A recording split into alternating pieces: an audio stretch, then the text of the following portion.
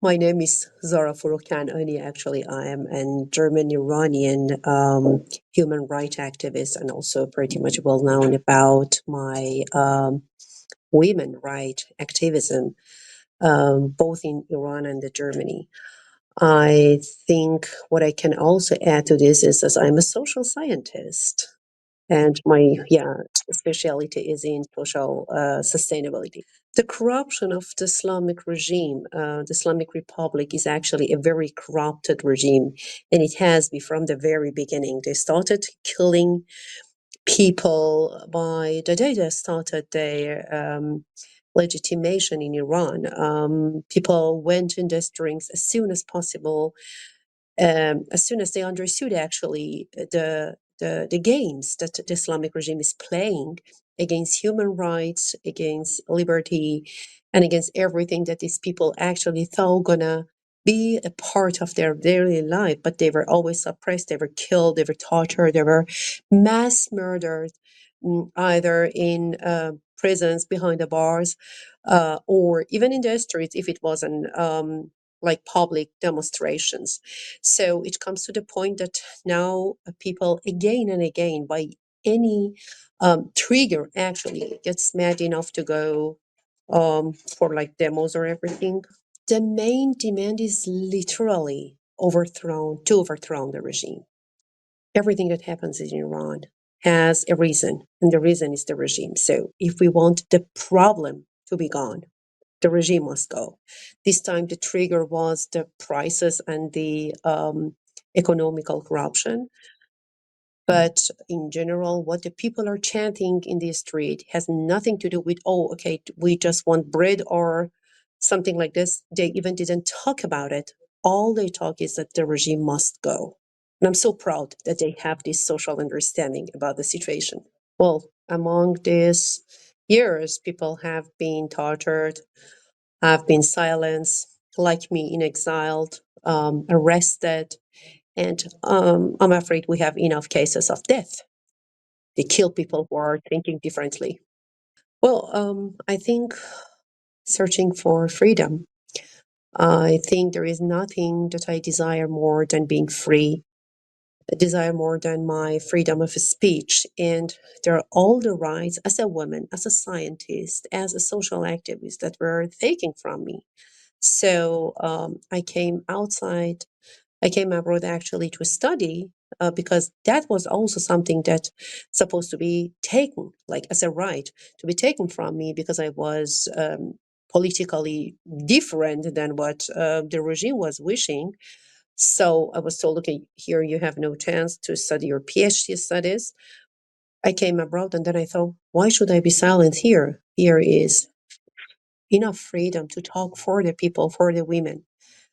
And of course I will. So I did. And then I knew immediately that there is no way for me to come back. I started to give interviews, to somehow like protest on TVs, on interviews, on wherever that I got a platform to give the people of Iran and everyone who was actually affected by their terrorism a voice.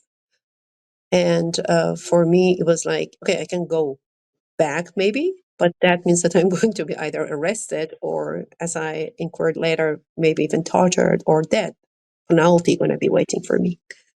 Well, I think they're a big part of it. Women are half of the nation, so of course they're there too. But most of the time, you know that in a society, the head of the society, or sometimes people say the heart of the society, are the young generation, especially when it comes to social movements. So people are very actively um, passionate about what's going on in Iran and about a change, a positive change. They're so positive, and that's what actually the new generation, the youth, would do the most. They're in the streets because they have a better future. They chant that they want freedom. They chant and ask the other people to stand with them, to come to the streets for them, with them, and they chant for a better future by any means. I think when you're experiencing a dictatorship, or better to say, a totalitarianism, any objection to the dictatorship comes, or to it, like this, to this tyranny comes first, as a surprise. Even though I'm fighting myself for more than 10 years, I have to confess, I was somehow shocked. I was like, oh, people dare it eventually again. It was not the first time.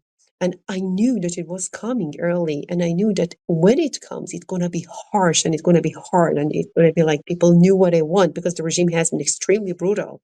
So they knew, if we want to survive, we have to do it this time, or we lose it all.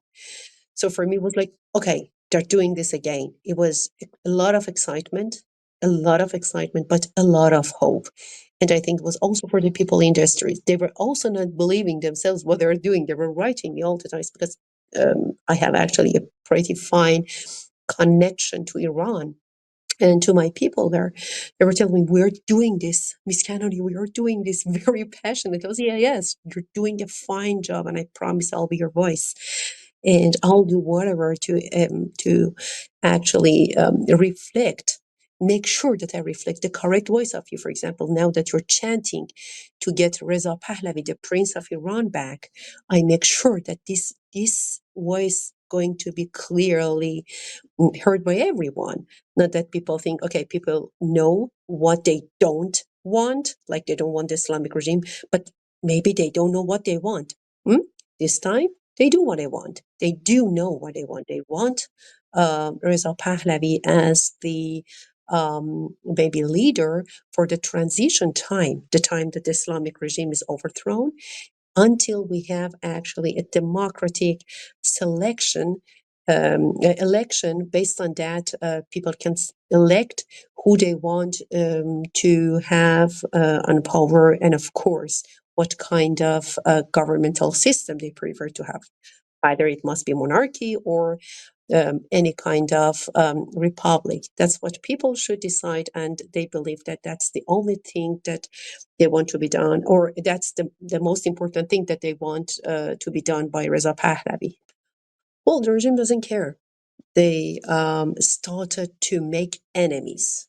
In a better word, inside the Iran, all minorities, ethnical minorities, religional minorities, sexual or gender minorities, or something like this, plus women, somehow became a problem, just per se. Like me, just being a woman, could easily lose some of my rights. And outside, that it became all the things that was related to the, I don't know, Western values, so to say, like human rights or freedom or something like this. So for women, it is not easy to live in this country, even though the people of Iran culturally are pretty much, like liberal people, but they were very much like in kind of this extremism's jail. They were not free to do whatever they want. They were even not free to choose what they want to wear. It was applied, and it is applied for everyone in Iran, but most of the time I would say, you can imagine, women are mostly met. Oh, they do whatever they want.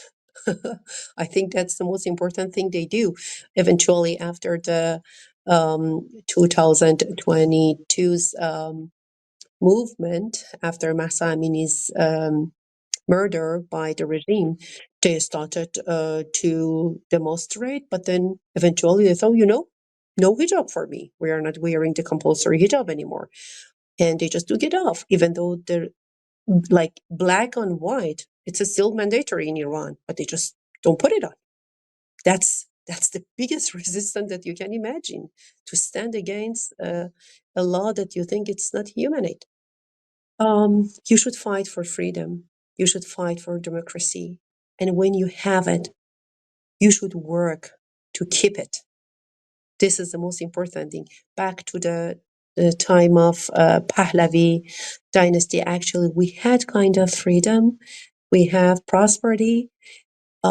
People just took it like for granted. They just didn't take enough care of it. They thought, okay, we didn't have kind of social democracy or political freedom, but we're talking about for more than, like, I don't know, 60 years ago.